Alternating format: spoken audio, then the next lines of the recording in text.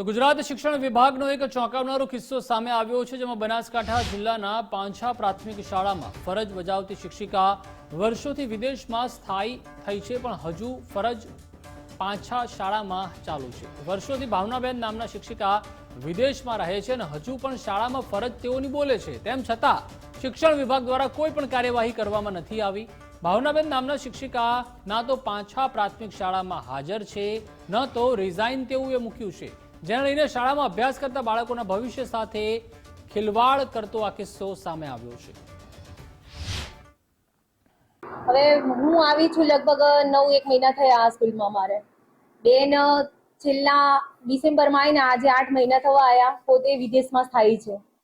હવે વિદેશમાં સ્થાયી છે ને 8-8 મહિનાથી આ બાળકોનું શિક્ષણ બગડી રહ્યું છે, તો એમને હાજર થઈ જવું જોઈએ, કાં તો રિઝાઇન મૂકી દેવું જોઈએ। આ બાબતે મારી અરજીઓ થઈ છે, જે તે અરજીઓ મારી ડિસ્પ્લે પણ થઈ, બધું થયું છે, તો એક્શન કેમ નથી લેવાતી? બસ મારું એટલું જ આપને કહેવું છે કે એવું તો કયું દબાણ છે કે એક્શન નથી લેવાતી? આજે શિક્ષણની વાતો કરતા હોય તમે, અને આદિવાસી બાળકોને કેમ તમે ન્યાય નથી આપતા? શા માટે તમે ડિસિઝન નથી લઈ શકતા? અને ટીપીઓ ખુદ પોતે અહીંયા બેનને છૂટા કરવા સુધીની વાત કરી ગયા છે, તો પછી કેમ દબાઈ ગયું બધું? બસ મારી આટલી જ અરજી છે। અને મારી અરજીઓ ભાઈ છે શિક્ષણ મંત્રી સુધી કરેલી છે, મેં ડીપીઓ સાહેબને કરી છે, ટીપીઓ સાહેબને પણ કરી છે। હવે કોઈ જવાબ મળી નથી રહ્યો મને યોગ્ય ભાઈ। જાન્યુઆરી 2024 પછી એ શાળામાં આવતા નથી એવું અમારા ધ્યાને આવેલ છે। તાલુકા પ્રાથમિક શિક્ષણ અધિકારીએ એમના હાજર થવા માટે સમયાંતરે નોટિસ પણ આપવામાં આવેલ છે।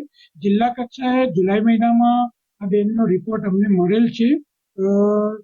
અમે તાલુકા પ્રાથમિક શિક્ષણ અધિકારી પાસે વિગતવાર અહેવાલ મેળવેલ છે।